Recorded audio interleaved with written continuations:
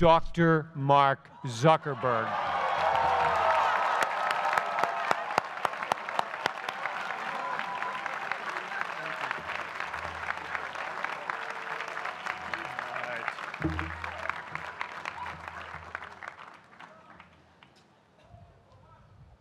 I love this place. Thank you all for coming out in the rain, the pouring rain. We're going to make this worth it for you.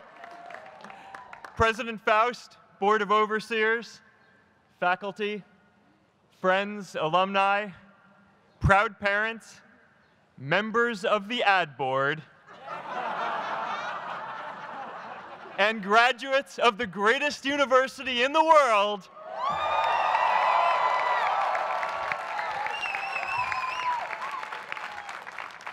I am honored to be here with you today because, let's face it, you accomplished something I never could.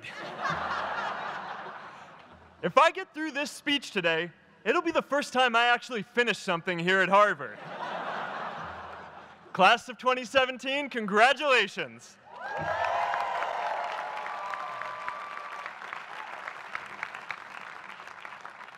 Now, I'm an unlikely speaker today, not just because I dropped out, but because we're technically in the same generation. We walked this yard less than a decade apart.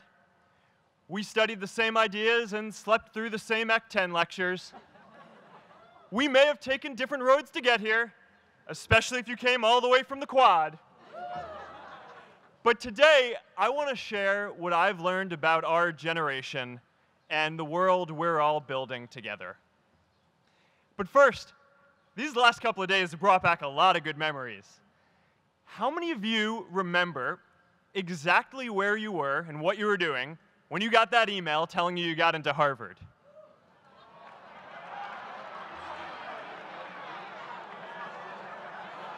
I was playing the video game Civilization, and I ran downstairs and got my dad, and for some reason, his first reaction was to video me opening the email.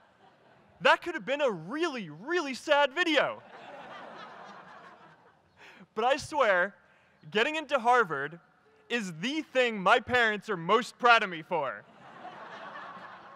My mom is nodding. You all know what I'm talking about. Look, guys, it's tough to beat this. You'll see when you get out there. How many of you remember your first lecture here at Harvard?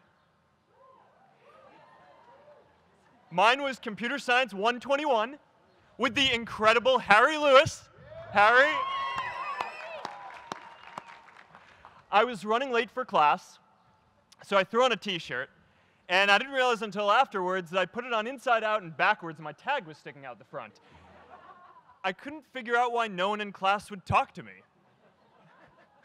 Except for this one guy, KX Jain. He just went with it. We started doing our problem sets together, and now he runs a big part of Facebook. And that, class of 2017, is why you should be nice to people.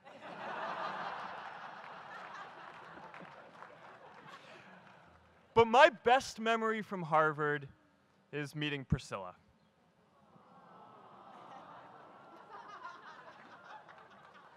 I had just launched this prank website, Face Mash. And the ad board wanted to see me. Everyone thought I was going to get kicked out. My parents drove up here to help me pack my stuff. My friends threw me a going-away party. Who does that? As luck would have it, Priscilla was at that party with her friends, and we met in line for the bathroom in the Foho Bell Tower, and in what must be one of the all-time most romantic lines, I turned to her and said, "I'm getting kicked out in 3 days, so we need to go on a date quickly." Actually, any of you graduating today can use that line. I'm getting kicked out today. We need to go on a date fast. I didn't end up getting kicked out. I did that to myself. Priscilla and I started dating, and, you know, that movie made it seem like Face Mash was so important to starting Facebook. It wasn't. But without Face Mash, I never would have met Priscilla. And Priscilla's the most important person in my life. So you could still say it was the most important thing I built in my time here.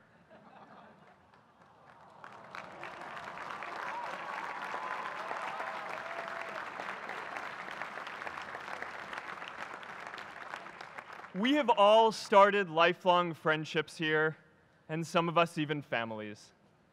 That's why I'm so grateful to this place. Thanks, Harvard.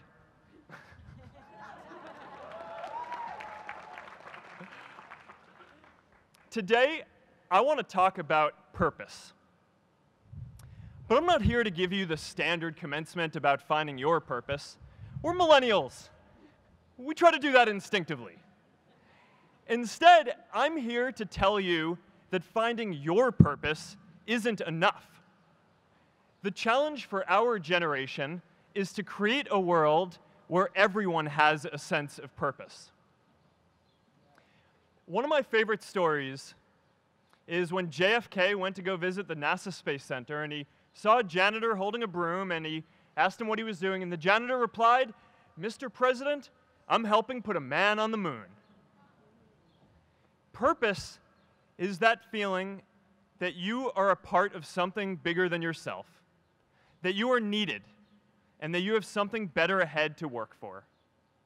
Purpose is what creates true happiness.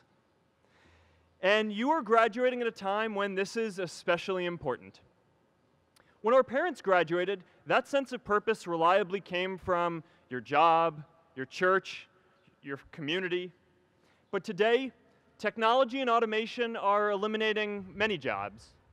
Membership in a lot of communities has been declining, and a lot of people are feeling disconnected and depressed and are trying to fill a void in their lives.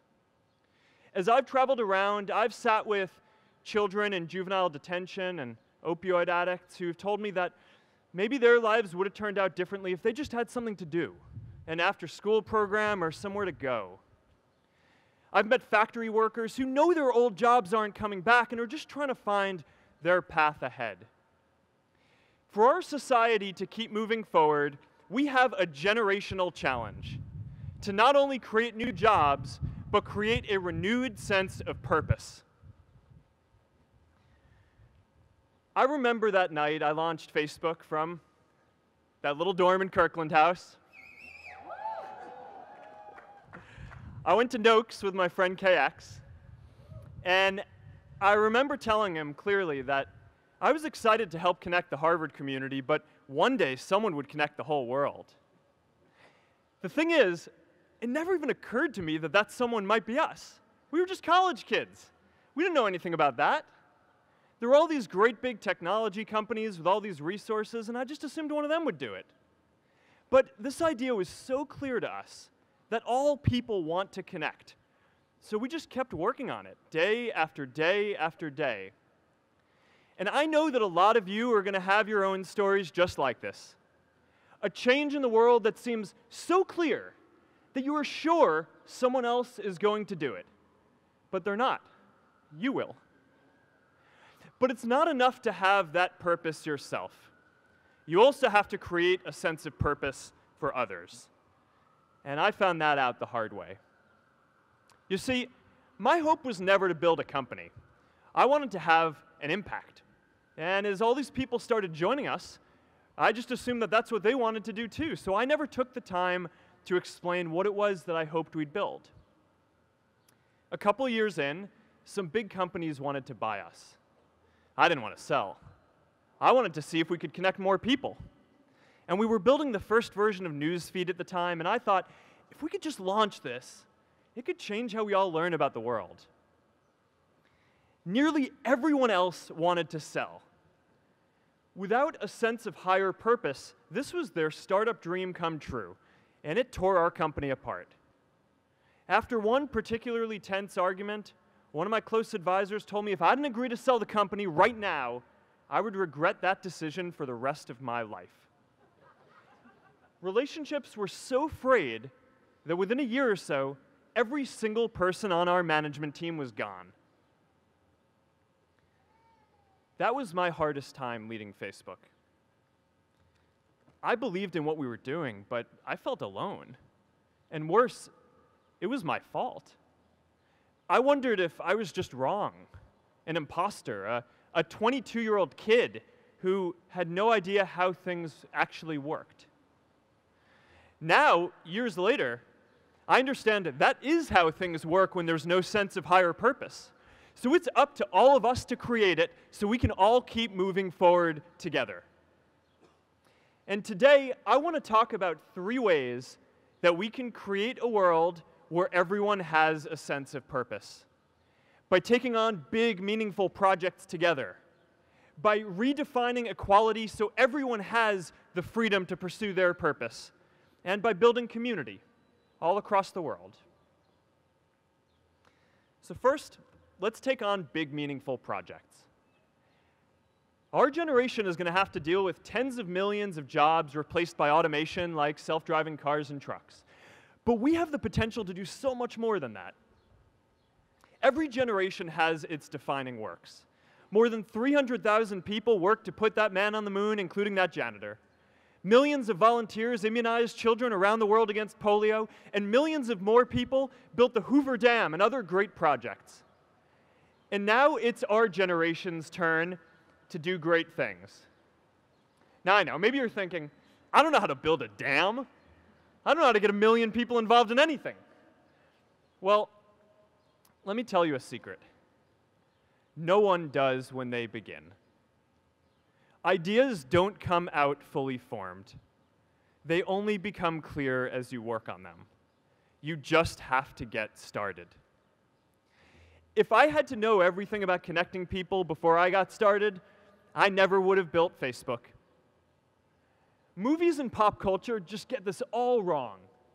The idea of a single eureka moment is a dangerous lie. It makes us feel inadequate because we feel like we haven't had ours yet. And it prevents people with seeds of good ideas from ever getting started in the first place. Oh, and you know what else movies get wrong about innovation? No one writes math formulas on glass, okay? All right? That's not a thing, okay?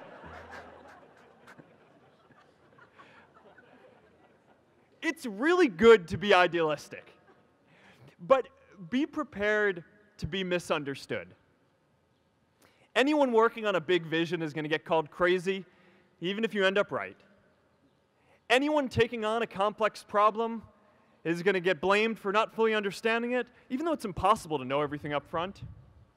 Anyone taking initiative will always get criticized for moving too fast because there's always someone who wants to slow you down. In our society, we often don't take on big things because we're so afraid of making mistakes that we ignore all the things wrong today if we do nothing. The reality is, anything we do today is going to have some issues in the future. But that can't stop us from getting started. So what are we waiting for? It is time for our generation-defining great works. How about stopping climate change before we destroy the planet and getting millions of people involved, manufacturing and installing solar panels? How about curing all diseases and getting people involved by asking volunteers to share their health data, track their health data, and share their genomes?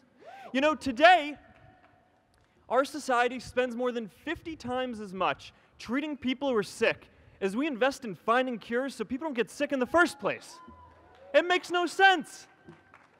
We can fix this. How about modernizing democracy so everyone can vote online? And how about personalizing education so everyone can learn? These achievements are all within our reach. Let's do them all in a way that gives everyone in our society a role. Let's do big things, not just to create progress, but to create purpose.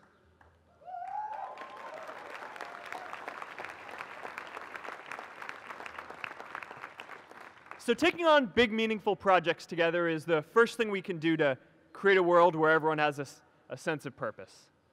The second is redefining our idea of equality so everyone has the freedom to pursue their purpose. Now, many of our parents had stable jobs throughout their careers, but in our generation, we're all a little entrepreneurial, whether we're starting our own projects or finding our role in another one. And, that's great, because our culture of entrepreneurship is how we create so much progress. An entrepreneurial culture thrives when it is easy to try lots of new ideas. Facebook wasn't the first thing I built. I also built chat systems and games, study tools and music players, and I'm not alone. J.K. Rowling got rejected 12 times before she finally wrote and published Harry Potter. Even Beyoncé had to make hundreds of songs to get Halo.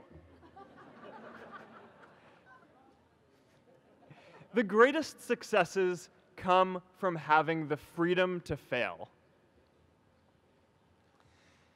Now, today, we have a level of wealth inequality that hurts everyone. When you don't have the freedom to take your idea and turn it into a historic enterprise, we all lose. And right now, today, our society is way over-indexed on rewarding people when they're successful, and we don't do nearly enough to make sure that everyone can take lots of different shots. Now, let's face it. There is something wrong with our system when I can leave here and make billions of dollars in 10 years, while millions of students can't even afford to pay off their loans, let alone start a business.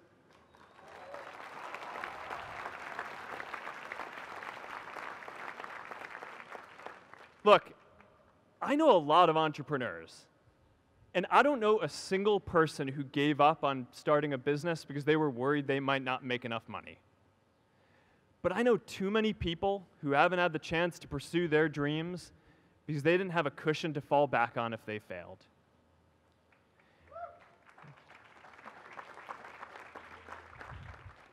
We all know you don't get successful just by having a good idea or working hard. You get successful by being lucky too. If I had to support my family growing up instead of having the time to learn how to code, if I didn't know that I was going to be fine if Facebook didn't work out, then I wouldn't be standing up here today. And if we're honest, we all know how much luck we've had to get to this point in our lives. Every generation expands its definition of equality. Previous generations fought for the vote and civil rights. They had the New Deal and Great Society. And now it's time for our generation to define a new social contract.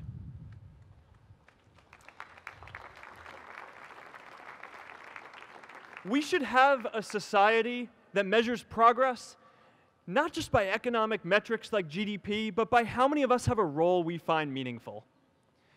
We should explore ideas like universal basic income to make sure that everyone has a cushion to try new ideas.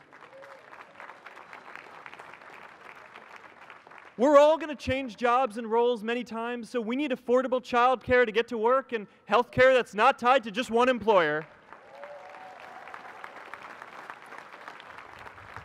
And we're all going to make mistakes. So we need a society that's less focused on locking us up and stigmatizing us when we do. And as our technology keeps on evolving, we need a society that is more focused on providing continuous education through our lives.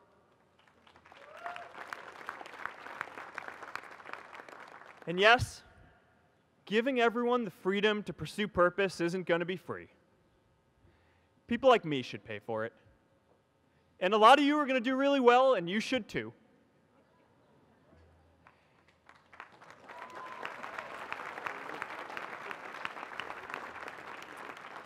That is why Priscilla and I started the Chan Zuckerberg Initiative and committed our wealth to promoting equal opportunity.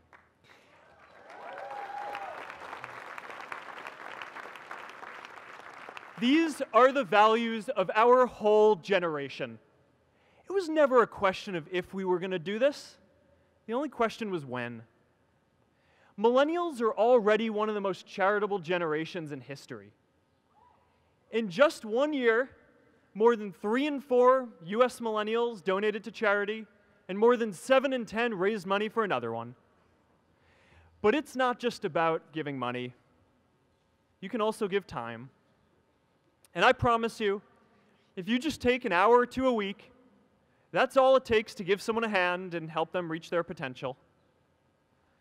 Now, maybe you're thinking, that's a lot of time. I'm not sure if I have that much time. I used to think that. You know, when Priscilla graduated from Harvard, she became a teacher. And before she'd do education work with me, she told me that I needed to get my own experience teaching a class. At first, I complained. I said, you know, I'm kind of busy. I'm running this company. But she insisted. So I taught an after-school program at the local Boys and Girls Club on entrepreneurship. I taught those kids lessons on product development and marketing, and they taught me what it was like growing up feeling targeted for your race, and what it's like having a family member in prison. I shared stories of my time in school, and they shared their hope that one day they would get to go to college too. For 5 years, I've had dinner with those students every month. One of them even threw Priscilla and me our first baby shower. And next year, they're going to college. Every one of them, first generation in their families. We can all make time to give someone a hand. Let's give everyone the freedom to pursue purpose, not just because it's the right thing to do, but because when more people can turn their dreams into something great, we are all better for it.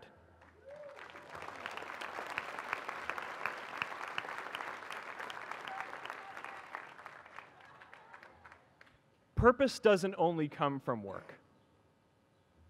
The third way we can create a sense of purpose for everyone is by building community.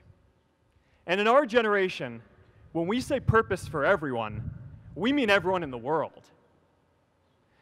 Now, quick show of hands. How many of you here are from another country? All right, now keep your hands up. How many of you are friends with one of these folks? Now we're talking. See, we have grown up connected. In a recent survey of millennials around the world, asking what most defines our identity, the most popular answer wasn't nationality, ethnicity, or religion. It was citizen of the world. That's a big deal. Every generation expands the circle of people we consider one of us. And in our generation, that now includes the whole world. We understand that the great arc of human history bends towards people coming together in ever greater numbers, from tribes to cities to nations, to achieve things that we could not on our own. We get that our greatest opportunities are now global. We can be the generation that ends poverty, that ends disease. And we get that our greatest challenges need global responses too. No country can fight climate change alone or prevent pandemics. Progress now requires coming together, not just as cities or nations, but also as a global community. But we live in an unstable time. There are people left behind by globalization across the whole world. And it's tough to care about people in other places when we don't first feel good about our lives here at home. There's pressure to turn inwards. This is the struggle of our time. The forces of freedom, openness, and global community against the forces of authoritarianism, isolationism, and nationalism. Forces for the flow of knowledge, trade, and immigration against those who would slow them down.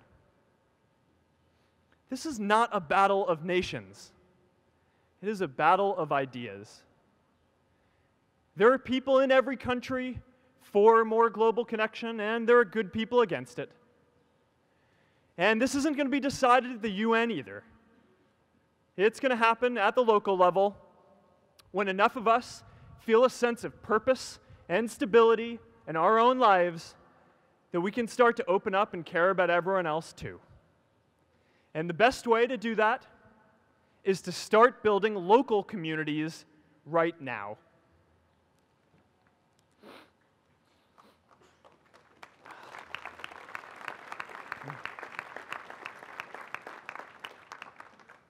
We all get a lot of meaning from our communities. Who here's from Elliott House? How about Lowell? I know you guys found community because you literally live right on top of each other. And Mather? I'll just leave that there.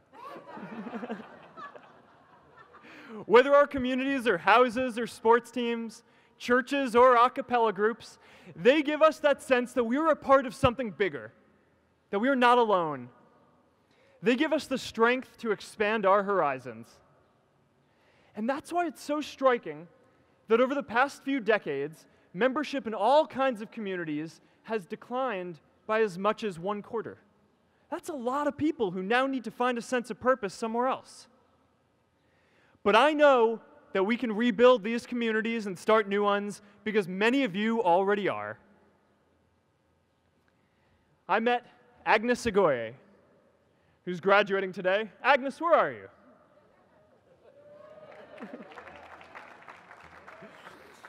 Agnes spent her childhood navigating conflict zones with human trafficking in Uganda, and now she's trained thousands of law enforcement officials to keep communities safe.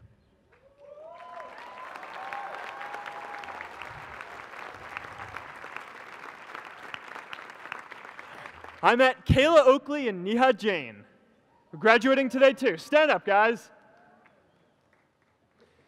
Kayla and Neha started a nonprofit that connects people suffering from chronic illnesses with people in their communities who are willing to help out.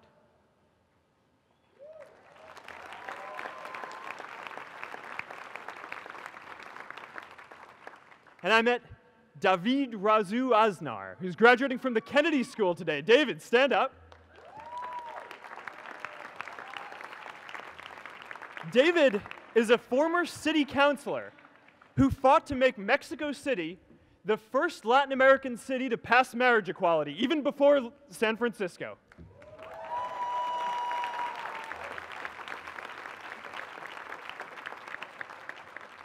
And this is my story too. A student in a dorm, connecting one community at a time and keeping at it until one day we can connect the whole world. Change starts local. Even global change starts small with people like us. In our generation, the struggle of whether we connect more, whether we achieve our greatest opportunities, comes down to this: your ability to build communities and create a world where every single person has a sense of purpose.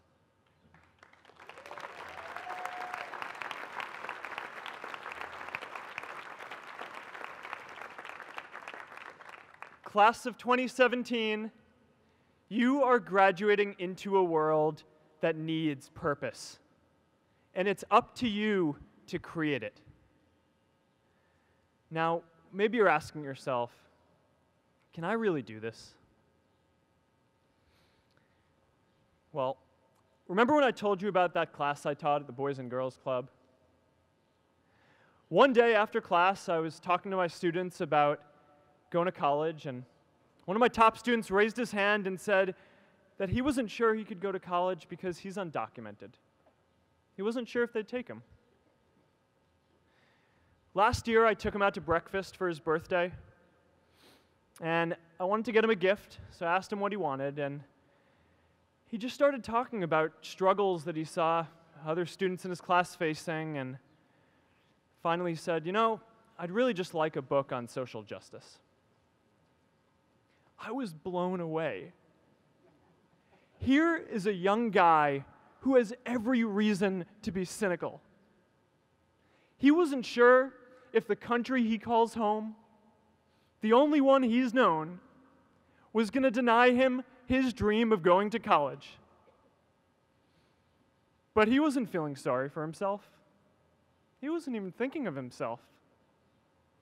He has a greater sense of purpose, and he's going to bring people along with him. It says something about our situation today that I can't even say his name because I don't want to put him at risk.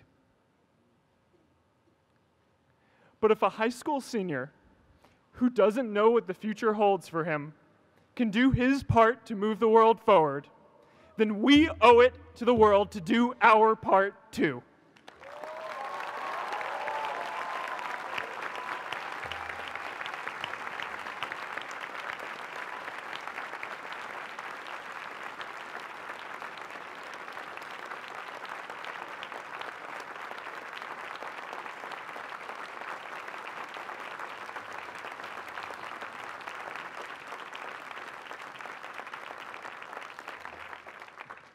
So before you walk out those gates one last time, and as we sit here in front of Memorial Church, I'm reminded of a prayer, Misha Berach, that I say whenever I face a big challenge, that I sing to my daughter, thinking of her future when I tuck her in at night. And it goes, "May the source of strength, who's blessed the ones before us, help us find the courage to make our lives a blessing." I hope you find the courage to make your life a blessing. Congratulations, class of 2017. Good luck out there.